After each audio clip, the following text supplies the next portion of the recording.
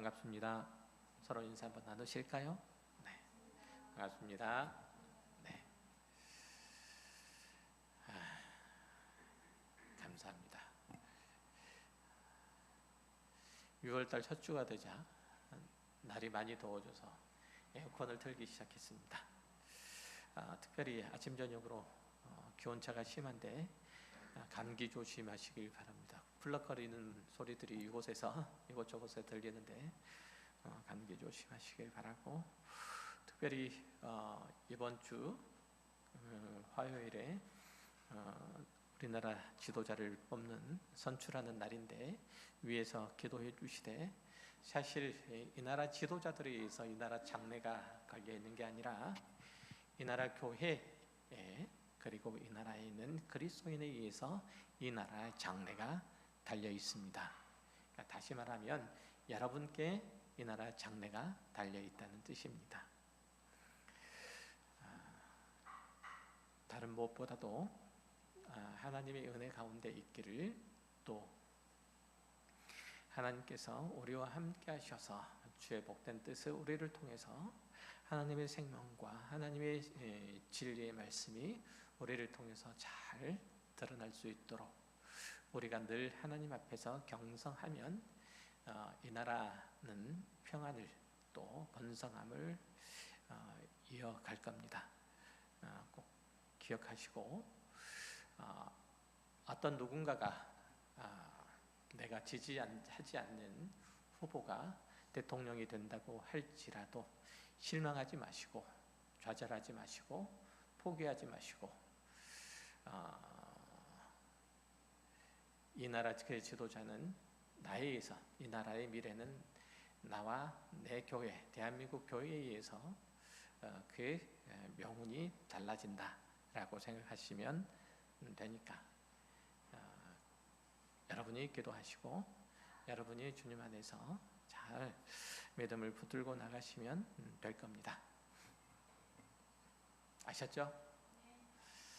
자, 말씀 함께 나누도록 하겠습니다. 오늘은 산상수훈의 마지막 마태복음 7장 24절부터 7절 말씀입니다. 산상수훈은 하나님의 나라의 통치 원리자, 한 성도가 거듭난 신앙인으로서 길을 걷고 있는지 스스로를 점검할 수 있는 가늠자와 같은 역할, 그 기능을 합니다.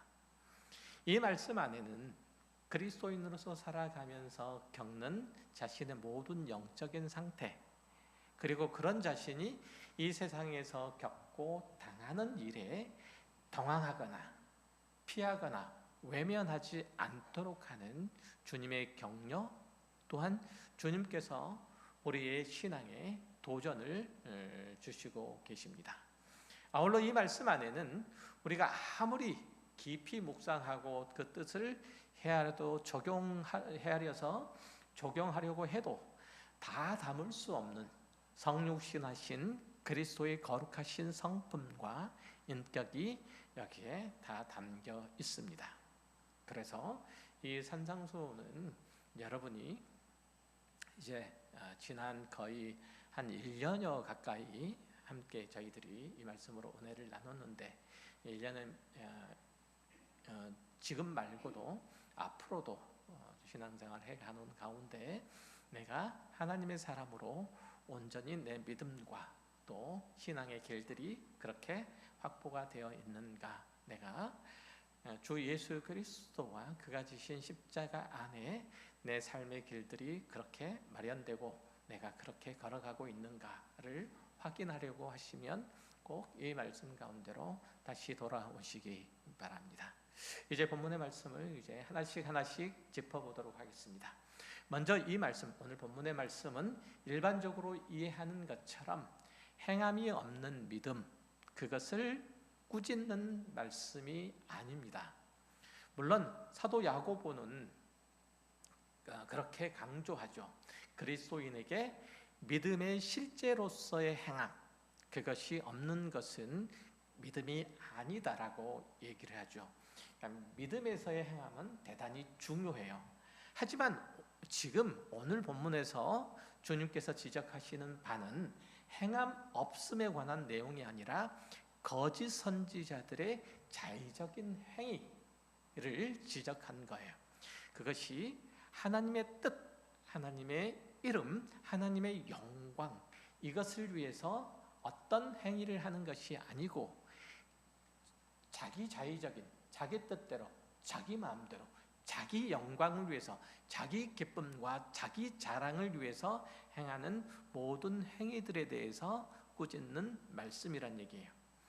그러니까 마태복음 7장 15절 이하에서 거짓 선지자들을 삼가라는 그 내용을 쭉 저희들이 함께 해오면서 이 앞에서 지금 오늘 본문에서 마땅히 다뤄줘야 되는 것들의 기본적인 내용들을 살펴봤어요. 그 연장선상에서 오늘 본문을 이해하면 말씀드렸던 것처럼 그것은 거짓 선지자들의 그릇된 행위들에 대해서 지적하는 것이지 그리스도인들의 행함이 없음에 대해서 말씀하고 있는 것이 아니에요. 그것을 잊으시면 안 되는 거예요. 그러니까 지난 시간에 확인했던 것처럼 마태복음 7장 15절에서 23절 말씀이 거짓 선지자들에 대한 경고했던 것을 생각을 해보면, 상기해보면 그들은 스스로 하나님의 종이라고 그렇게 말하면서도 자기 이름을 구하고 자기 유익을 위해서 권능을 행하거나 아니면 자기 뜻을 펼치기 위해서 하나님의 말씀을 끌어다 쓰거나 하는 사람들이었어요. 그러니까 주님은 이런 사람들의 행위를 23절에서 불법이라고 규정하시면서 냉정하게 나를 떠나라 라고 그렇게 명령하시죠. 하나님과 그가 보내신 예수 그리스도와 바른 관계 위에서 이해되고 실현되지 않는 모든 행위는 나쁜 열매를 맺을 수밖에 없음을 확인하신 거예요. 말씀드려요. 다시 한번. 하나님과 그가 보내신 예수 그리스도와의 바른 관계 위에서 이해되고 실현되지 않는 모든 행위는 나쁜 열매를 맺을 수밖에 없다는 거예요. 자, 24절과 26절을 살펴보면 이렇게 되어 있죠. 누구든지 나의 말을 듣고 행하는 자, 그리고 누구든지 나의 말을 듣고 행하지 아니하는 자라고 하는 이 표현도 그와 같은 연속선상에서 이해해야 돼요. 그러니까 24절에서 보면 내 말을 들은 후에 순종하여 행하는 자라는 뜻이지, 내 말을 듣고 행하는 자라고 그래서 내 말을 듣기만 하고 행하지 않는 자라는 그런 의미로 해석하면 안 돼요. 곰곰이 이 문장을 쭉 잘 곱씹어 보면 두 가지 의미로 해석할 수 있어요. 내 말을 듣고도 행하지 않는 자라고 그렇게 해석할 수도 있고, 내 말을 듣고 행하지 않는 자, 그러니까 지 멋대로 행하는 자라는 의미, 두 가지 의미로 이해할 수 있어요. 그런데 오늘 본문에서 얘기하는 것은 행하지 않음에 대해서 말하고자 하는 게 아니라 잘못 행함, 불법을 행함에 대해서 설명하는 거잖아요. 아까 말씀드렸듯이 15절부터 쭉 이어지는 문맥이 그렇다는 얘기예요. 그러니까 이 말씀은 듣고 행하지 않고 자의적으로 행하는 자를 의미해요. 자기 기쁨과 자기 만족과 자기 자랑을 위해서 행하는 자를 내 말을 듣고 행하지 아니하는 자라는 표현으로 표현하고 있는 거예요. 즉 여기서 주님께서 지적하시고자 하는 핵심은 사람의 행위 근거, 이것이 한 사람의 행위가 그리스도의 말씀과 그 인격 위에 있는가 아닌가를 분간하고 구별하라, 이런 뜻이에요. 즉 한 사람의 행위가 아무리 훌륭하다라고 칭송받는다고 할지라도 그것이 하나님의 의와 관계가 없으면, 하나님의 선하심과 관계가 없으면 다 불법이라고 하는 거예요. 한 사람이 아무리 착한 행실을 한다고 할지라도 그것이 예수 그리스도 위에서 행한 것이 아니라면 결국 그 행위는 나쁜 열매로 밖에는 나타날 수 없다는 말씀이에요. 그러니까 불법이라고 하는 것은 그리스도의 말씀과 성품에 어긋나는 삶이고 그 자체는 그것은 결국은 죄를 낳을 수밖에 없어요. 이해되세요? 그리스도 밖에 있는 불법이라고 하는 것은 그리스도 밖에서 행하는 모든 것들을 가리켜서 불법이라고 얘기를 해요. 그러니까 윤리적으로 혹은 도덕적으로 옳고 그름의 행위를 따라서 이것은 적법이다, 우리가 불법이다 이렇게 얘기하는 게 아니에요. 예수 그리스도 밖에서 행하는 모든 행위는 다 불법, 예수 그리스도 안에서 행한 모든 행위는 다 적법이라고 그렇게 이해하면 돼요. 그러니까 크게 보면 예수 그리스도 밖에 있는 사람은 그의 모든 삶과 행실이 그리스도 밖에서 행해진 거잖아요. 그러니까 그가 어떤 행실을 한다고 해도 그 행위는 불법이 될 것이고, 그렇죠? 그리스도 안에 있는 자가 그리스도의 성품을 따라 그리스도의 말씀을 따라서 행하는 행위들은 그것이 설령 서툴다 할지라도, 그것이 약간 못 미친다고 할지라도 하나님께 인정이 됨을 말씀하고 있는 거예요. 이해되셨죠?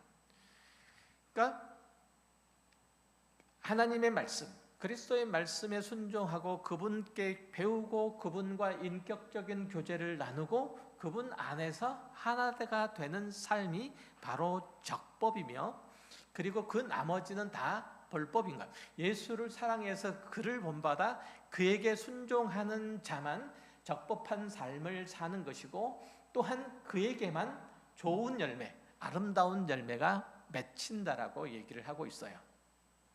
설명한 내용 이해되세요? 자, 이런 것까지 따져가면서 우리가 신앙생활을 해야 될 필요가 있는가라는 생각이 들어요. 목사님 설교 너무 어려워요, 너무 힘들어요 라고 하시는 분들이 있어요.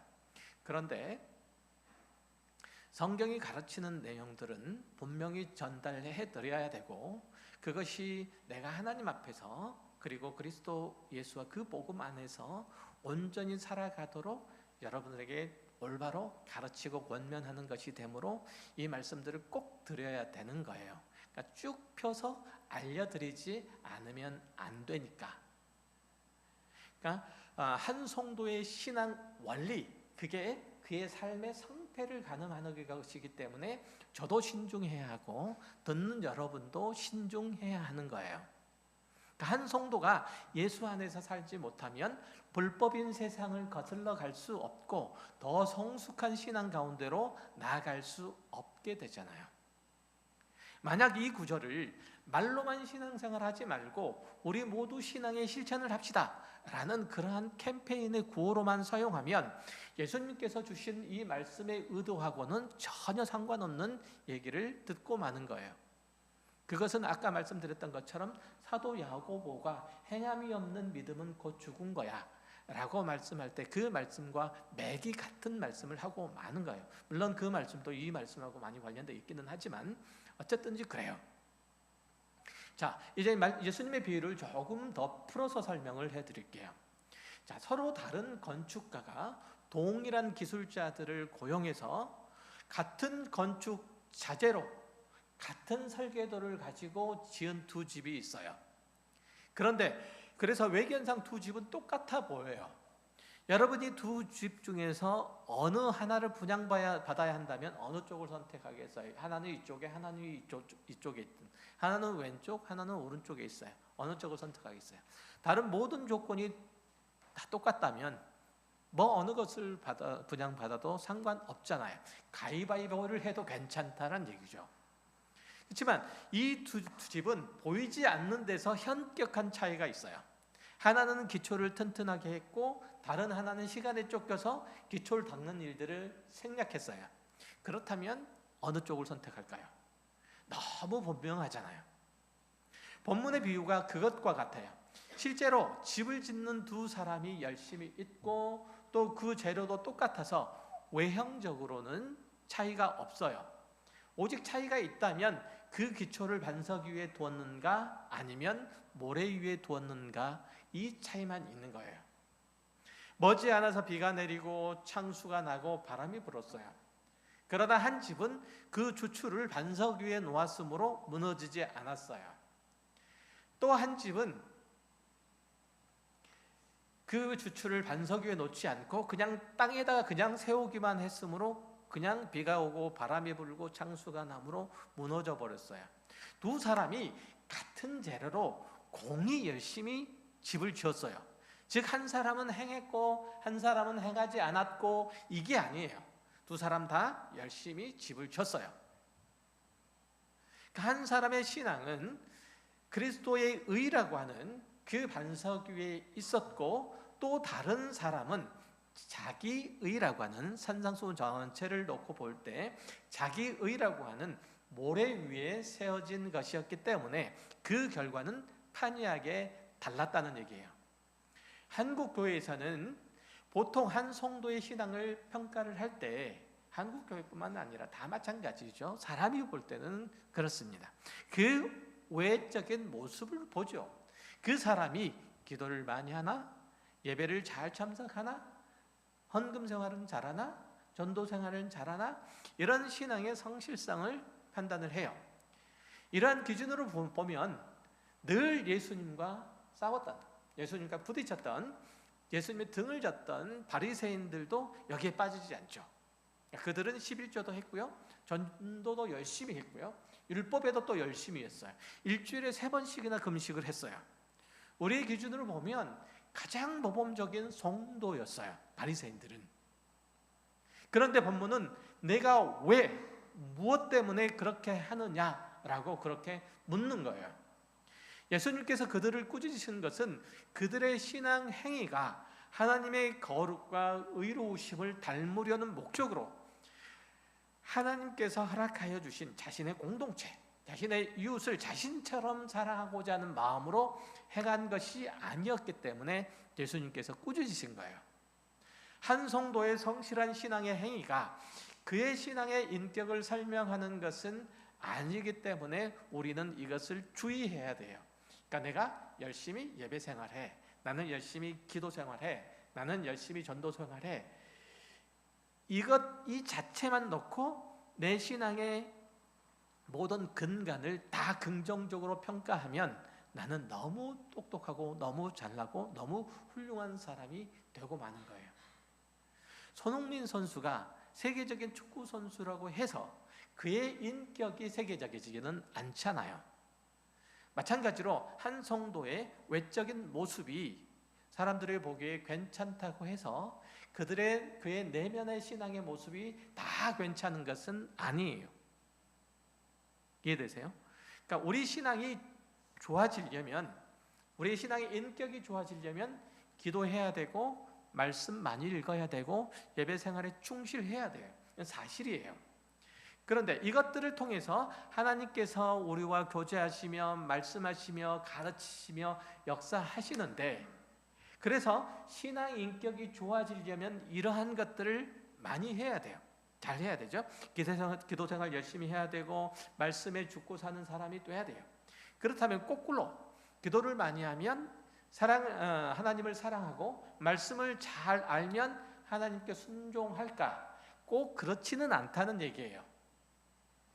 그럴 수도 있지만 안 그럴 수도 있다는 뜻이에요. 분별하라는 얘기예요.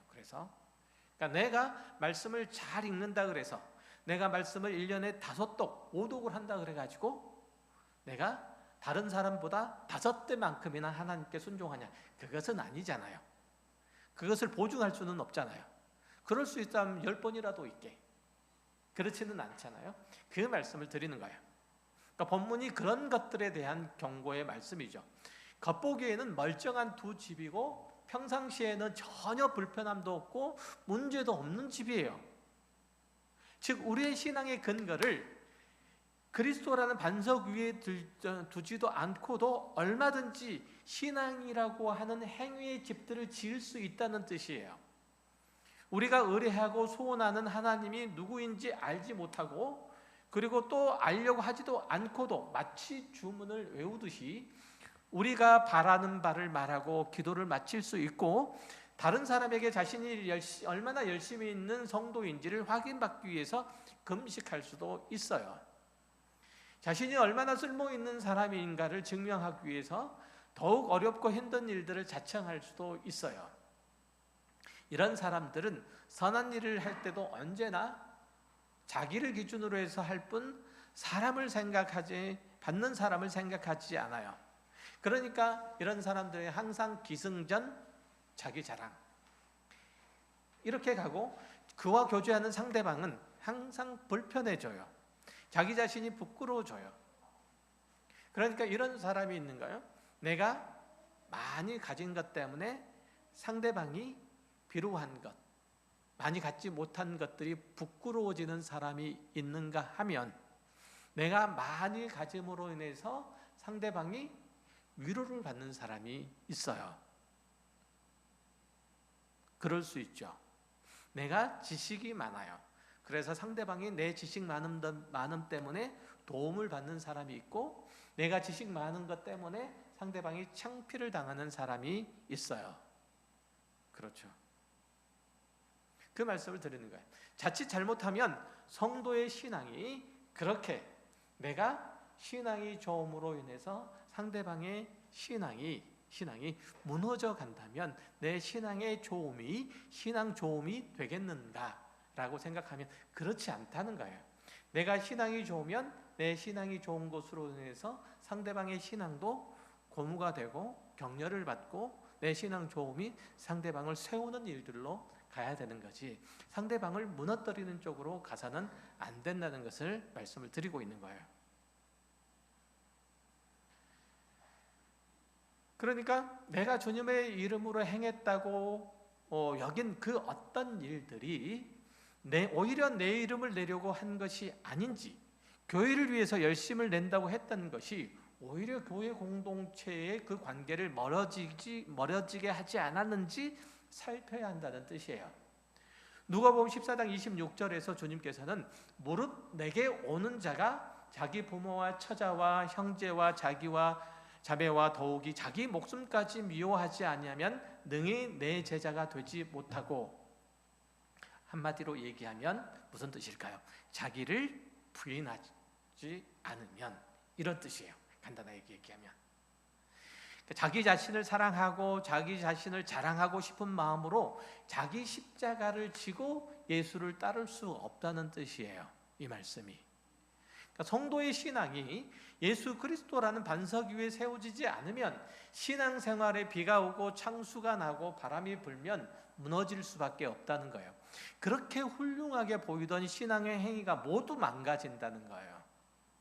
예를 들면 착한 마음으로 길거리에 떨어진 쓰레기들을 청소를 했는데 아무도 알아주지 않고 못 본 채 하며 지나가면 괜히 짜증나잖아요. 섭섭해지잖아요. 속이 상하잖아요. 새벽부터 나와서 교회 주차장 관리를 했는데, 우리 교회는 주차장 관리할 일도 없지만 어쨌든 다른 성도들이 말을 안 듣고 자기 마음대로 주차하고 그리고 예배당으로 들어가면 화가 나잖아요. 교회 나와가지고 졌다고 한다고 그러잖아요. 그래서 그런 생각에 나 이런 봉사 더 이상 하고 싶지 않아. 바로 이게 비가 오고 창수가 나는 일이에요. 그러니까 예수 그리스도라는 반석 위에 나의 선한 행위가 서 있지 않으면 결국은 어떤 방해를 받거나 어떤 도전을 받거나 하면은 내가 이런 걸 해서 뭘 해? 괜히 인정도 못 받고 괜히 속만 상하는데, 이런 마음이 들고 금방 그만두게 된다는 뜻이에요. 그러니까 이 행위가 나의 선함을 드러내는 행위가 아니라 그리스도 예수의 사랑, 하나님의 사랑 안에 묶여 있어야 된다는 뜻이에요. 그래야만 흔들리지 않는다는 얘기죠. 누가복음 18장 18절 이하에 보면 한 부자 관리가 예수님께 와서 선생님, 내가 무엇을 해야 영생을 얻을 수 있습니까? 질문을 해요. 그러자 예수님께서 율법의 계명을 제시하시는데 그 말씀에 끝나자마자 이 관리가 그것들은 내가 어려서부터 다 잘 지켰습니다 라고 자신 있게 대답해요. 그러자 예수님께서 정말이냐? 나는 그렇다고 생각하지 않는데, 만약 그렇다면 네가 가지고 있는 재물을 팔아서 가난한 자들에게 주고 나를 따르라 이렇게 말씀하셨고, 그리고 그 관원은 근심해서 돌아갔다는 뜻이에요. 예수님께서는 선행하는데 네 소유를 다 풀어서 선행을 해라, 그리고 나를 쫓아라, 이런 뜻이 아니고, 예수님께서 그 관리의 마음을 보는 거예요. 그 관원이 의지하고 섬기는 것은 사실은 영생, 즉 하나님과 교제하는 것, 하나님을 아는 것, 하나님을 닮는 것에 이 관원의 소원이 있었던 것이 아니고, 거기에 자신의 힘, 자신의 능력을 거기에 두는 것이 아니라 하나님께 자신의 신앙을 둔 것이 아니고, 무엇에? 자기 자신에게, 자기 자신의 소유에 자신의 힘, 자신의 소망을 거기에 뒀어요. 그러니까 네 소유를 팔아라. 그러면 예수님께서 무슨 뜻이냐면, 네가 지금 힘으로 삼고 있는 것, 네가 자랑으로 삼고 있는 것, 네가 만족 기쁨으로 삼고 있는 것, 이거 버려라. 그리고 나를 좇으라, 이 말씀이에요. 내가 힘으로 삼는 것, 내가 자랑과 기쁨으로 삼는 것, 이 부자 청년은, 이 부자 관원은 버릴 수가 없는 거죠. 그러니까 예수를 좇을 수가 없는 거예요. 그러니까 소유를 버리라는 것과 그리고 나를 좇으란 말은 사실은 연속적인 행위예요. 따로 떨어지는 얘기가 아니고 연속적인 행위. 소유를 버려야 예수를 쫓을 수 있어요. 내가 자랑으로 힘으로 삼는 것을 버려야 그리스도를 따를 수 있어요. 결국은 그 관원은 소극적으로 율법의 외형은 지켰는지는 모르지만 내 이웃을 네 자신과 같이 사랑하라라는 율법의 근본 정신을 따라서 산 것은 아니었어요. 그렇잖아요. 그 사람은 내가 어렸을 때부터 이걸 다 지켰습니다. 살인하지 말라, 거짓말하지 말라, 이거 다 지켰다라고 얘기를 해요. 근데 예수님께서는 뭐라고 말씀하시죠? 내 이웃을 내 자신과 같이 사랑하라는 그 근본 정신을 넌 지키지 못하고 있다는 것을 보여주신 거예요. 생활규칙 몇 가지를 정해놓고 그것을 지키려고 하는 것은 이웃을 사랑하는 것이라 그렇게 얘기하지 않는다고요. 그때마다 상황에서 주님이 선택하고 결정하시고 행하시는 것처럼 그렇게 하라는 거예요. 그러니까 우리의 신앙의 태도와 자세와 삶의 방향과 결정들이 항상 예수라면 어떻게 하실까? 라고 그 질문에 성실하게 묻고 답변하는 마음으로 사는 거예요. 이 부자 관원이 실패한 이유는 율법을 무엇을 하는 행동 규범으로 봤기 때문에 그래요. 율법은 하나님의 백성이 되기 위한 조건이나 행위 조항이 아니라 하나님의 백성된 자가 추구할 가치 조항이에요. 그러니까 그건 외적으로, 그 가치를 외적으로 표현하는 것들이에요. 그러니까 예수님께서 네 이웃을 네 몸처럼 사랑하라 라는 그 말씀을 뭘로 같이 두냐면, 살인하지 말고, 거짓말하지 말고, 도둑질하지 말고, 이웃 미워하지 말고, 이런 것들로 소극적으로 제시하기는 했지만 그 안에 다 무엇이? 이웃 사랑이 담겨져 있는 거잖아요. 그러니까 그것을 행하느냐 안 행하느냐의 문제가 아니고, 그것 안에 담겨 있는 내가 누군가에게 정직히 말할 때 내가 그를 사랑하는 마음으로 정직히 말하는가? 팩트를 말한다 그래서, 사실을 말한다 그래서 그 사실이 모두 진실은 아니에요. 자, 객관적으로 못생긴 사람한테 너 못생겼어, 사실입니까 아닙니까? 사실입니까 아닙니까? 사실이잖아요. 그런데 그 앞에 놓고 너 못생겼어 라고 얘기하는 게 그게 진실입니까? 좀 생각을 해봐야 되겠죠. 그렇죠? 진실이라고 하는 것은 내 마음이 담겨져 있는 거예요. 내 선한 마음이 담겨져 있는 게 진실인 거예요. 진심이라고 하는 게. 그러니까 내가 선한 마음으로 그의 모자란 것들을 지적해도 지적하는가, 드러내도 드러나는 거예요. 드러내는 거예요. 너 못생겼어 라고 하는 사람이 팩트를 말한다고 할지라도 그걸 선한 마음으로 얘기하는 사람이 누가 있습니까? 그러니까 그거는 사실일지 몰라도 진실은 아니에요. 그렇죠? 그 얘기하는 거예요.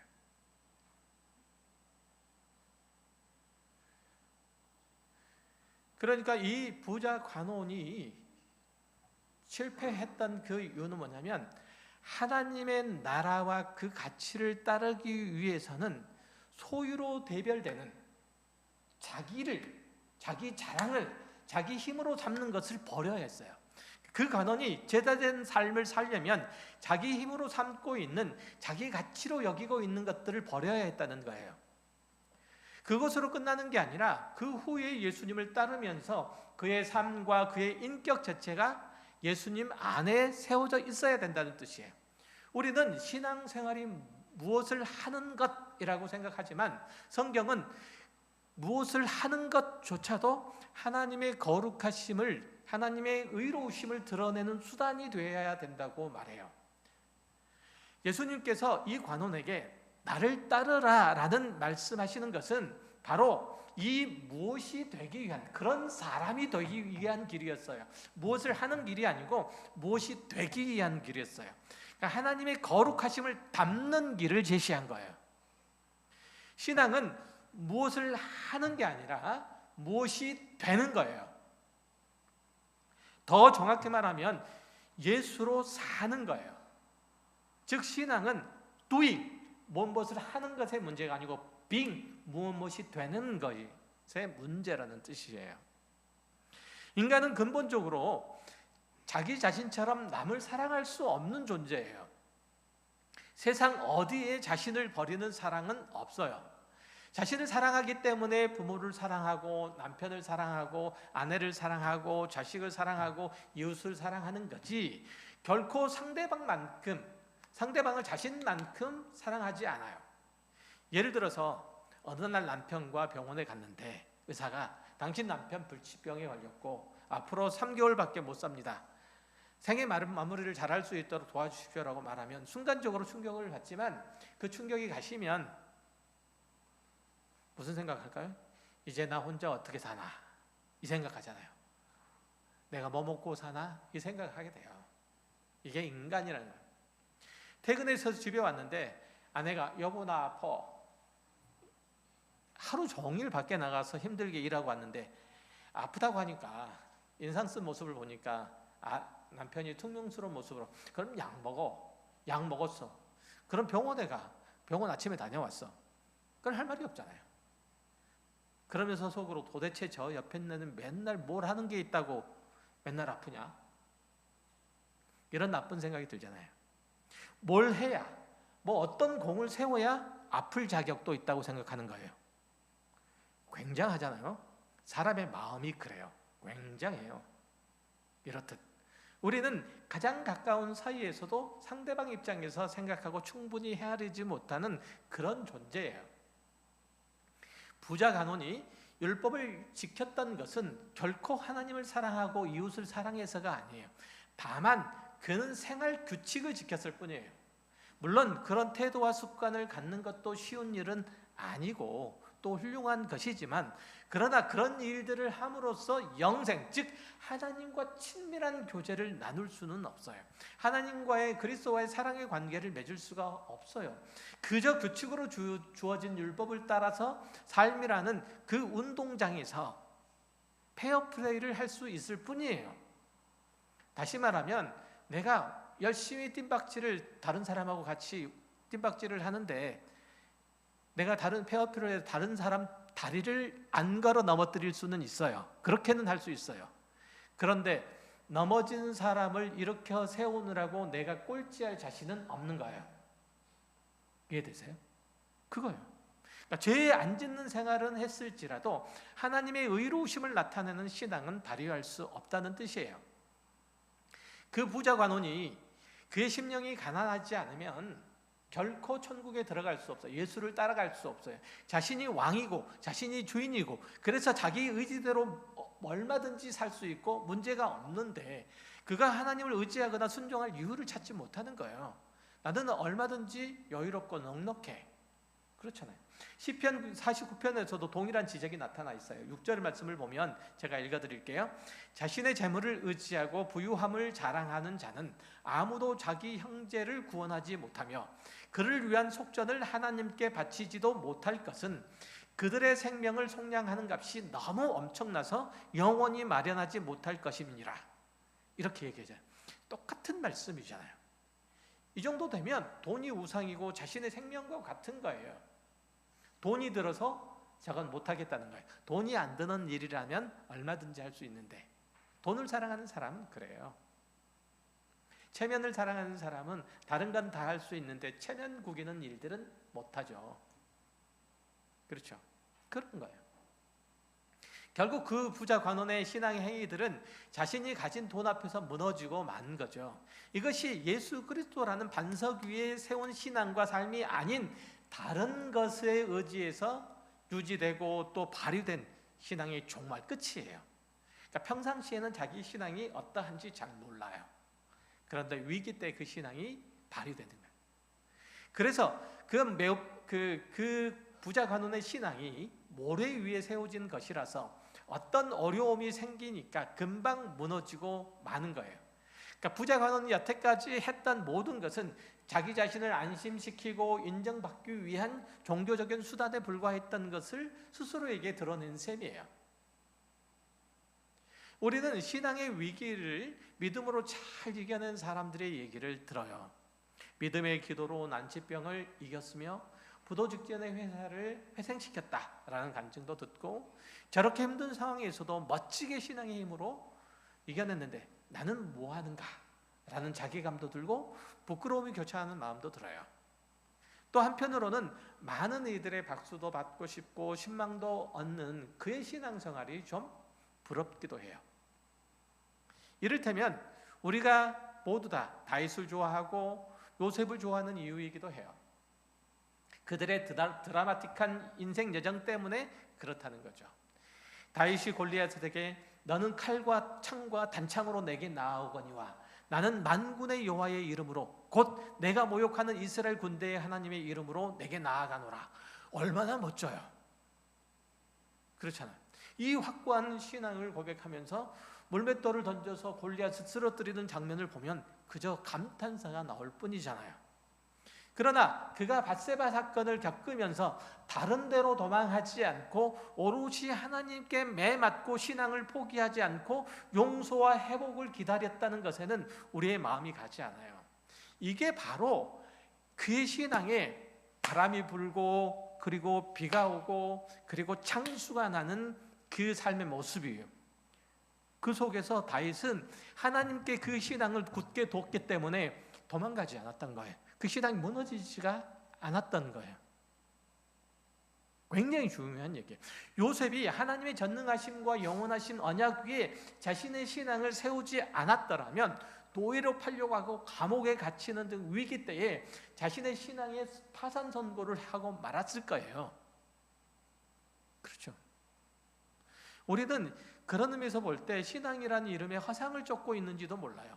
어떤 일들로 말미암아서 하나님 앞에서 쓸모 있으려고 하는 것, 반석 위에 주춧돌을 놓지 않는 신앙이 바로 이런 거예요. 여전히 자신의 삶의 주인이 자신인 거죠. 필요할 때마다 하나님을 끌어다 쓰는 거예요. 하나님의 말씀도 알지만 다른 사람에게 적용할 때만 그걸 사용하고, 기도할 때도 하나님의 뜻을 묻기보다는 자신의 욕심을 채우는 수단으로 그렇게 사용해요. 사마리아에서 전도할 때 사도들이 안수를 하자 성령이 임하는 것을 보고 시몬이라는 마술사가 와가지고 자신에게도 그런 능력을 달라고 돈을 내밀어요. 그러다가 실컷 야단만 맞고 돌아서는 얘기가 사도행전 8장에 나타나는데, 그런 신앙의 행태가 우리들 사이에서도 굉장히 많이 만들어주는, 돈을 안 갖다 같이 바치는 것 뿐이지 내가 저 사도들과 같이 저런 능력을 행할 수 있다면 많은 사람들에게 주목을 받을 텐데, 갈채를 받을 텐데, 그리고 환영을 받을 텐데, 존경을 받을 텐데 라는 그런 마음 말이에요. 내 신앙이 그 모습인지 살펴야 된다는 뜻이에요. 이런 신앙의 모습, 이런 신앙의 내 태도와 자세라면 창수가 나고 바람이 불고 비가 오면 무너질 수밖에 없다는 거예요. 신앙의 위기 가운데서 무너질 수밖에 없어요. 그래서 우리 신앙을 항상 그리스도에게 두는 훈련과 연습을 계속해 가야 된다. 작은 것 하나하나에서부터. 그래야 큰일이 닥쳤을 때 내가 무너지지 않을 수 있어요. 여러분의 삶에 어려움이 닥치고 위기에 처할 때 내가 어떻게 그 위기를 대처하는가 살펴보면 내 신앙의 현주소가 반석인지 모래인지 알 수 있어요. 목욕탕에 불이 났는데 이것저것 갖춰 입고 그리고 반지 끼고 귀걸이 할 틈이 어디 있겠어요? 화장할 시간이 어디 있겠어요? 자기 목숨을 구하기도 바쁜데. 신앙이라고 하는 것을 장신구로 달고 다녔던 사람들은 위기에 처하면 이것저것 귀찮은 것 다 제껴버리는 거예요. 신앙을 장신구로 가지고 있었던 사람은 위기에 처하는 이 신앙도 장신구예요. 필요 없었다. 나 살기 바쁜 나머지 내가 그리스도인인 것을 망각해서는 안 되는 거예요. 이걸 훈련해야 돼요. 내가 반석 위에 집을 지었다라고 하는 것은 한 개인이 하나님의 은혜로 구원을 얻고 성령이 그에게 임하심으로 새 생명이 이식되고 싹트고 자라나고 열매를 맺는 그 과정 가운데서 생기는 거룩한 결과물들로서만 확인할 수 있어요. 그것이 봉사이든 선행이든 기도든 내 안에 이전에 있었던 모든 그런 것들이 하나님께 대한 빚진 마음, 빚진 자의 자세, 그리스도에 대한 사랑의 구체적인 표현으로 나타나야 되는 거예요. 그러니까 내가 누군가를 용서하는 것이 내가 바다와 같은 넓은 마음이 있어서가 아니라, 내가 누군가를 용서함으로써 남에게 칭찬받고자 함이 아니라, 내가 누군가를 비난할 수 없다는 심령의 가난함이 만들어야 되는 거예요. 그렇지 않으면 절대로 누군가를 우리는 용서할 수 없어요. 마음이 가난한 자로 마태복음 5장 2절 다시 돌아가는 것은 바로 그 얘기예요. 내가 주님의 마음을 헤아리지 못하면 우리는 결코 누군가를 용서할 수 없어요. 내가 죄 지은 자를 위해서 내 목숨을 내어놓는 주님의 마음, 그 마음을 배우지 못하면, 그것을 경험하지 못하면 결코 나는 누군가를 바로 용서할 수 없어요. 그러니까 구원받은 자만, 하나님의 나라의 백성만 주님의 마음을 품을 수 있는 거예요. 그래서 여러분에게 계속 말씀을 드리는 거예요. 주님의 마음을 품으라, 주님의 마음을 품으라 라고. 왜? 여러분은 하나님의 사람들이니까, 그리스도의 구원받은 백성들이니까. 잊으시면 안 돼요. 온유한 마음으로 누군가를 품을 수 있는 것은 내 마음이 비단결같이 고와서가 아니라 내가 하나님의 의로우심과 선하심을 맛보고 알았기 때문에 거기에 순복하는 거예요.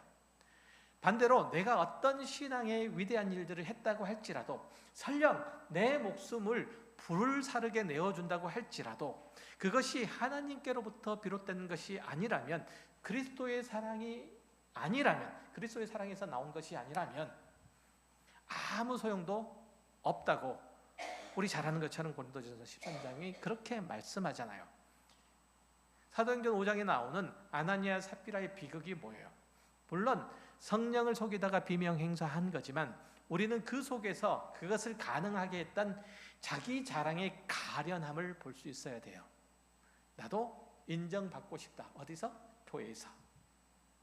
이것만이 그들로 하여금 밭을 팔아서 반이라도 내게 하게 한 거예요. 이제 말씀 마칠게요. 우리의 신앙의 행위의 근거, 그 바닥이 어디 있는지 보자는 거죠. 우리의 모든 선행과 자랑은 어디서부터 비롯됐는지 보세요. 우리가 살아가는 의미, 그 가치가 누구에서부터 오는지 보세요. 이 질문에 예수 그리스도라고 대답할 수 있어야 돼요. 그게 좁은 길을 가는 것이며, 그것이 반석 위에 서는 것이며, 그것이 심령이 가난한 자의 모습이시며, 그것이 빛으로 소금으로 세상에 서는 길이에요. 빛이 되고 소금이 되라고 하지 않으세요. 너희는 빛이라. 이미 하나님의 자녀로서 예수 그리스도 안에 있다라고 말씀하세요. 그러니 세상에서 밟히지 말고, 세상에서 무시당하지 말고 하나님의 자녀로서 그렇게 복된 삶을 살라고, 자기를 부인하고 예수로만 살라고 그렇게 부르시니 부르심을 받은 자로서 연습하고 훈련하고, 그래서 어떤 신앙에 바람이 불고 비가 오고 창수가 나도 무너지지 않는 우리 가까운 교회 온 성도들의 신앙과 삶을 이루가시기를 주의 이름으로 축원합니다. 기도하겠습니다. 하나님 아버지, 감사합니다. 우리들에게 주어진 모든 삶의 길이 하나님께서 허락하신 것이요, 우리에게 복을 주실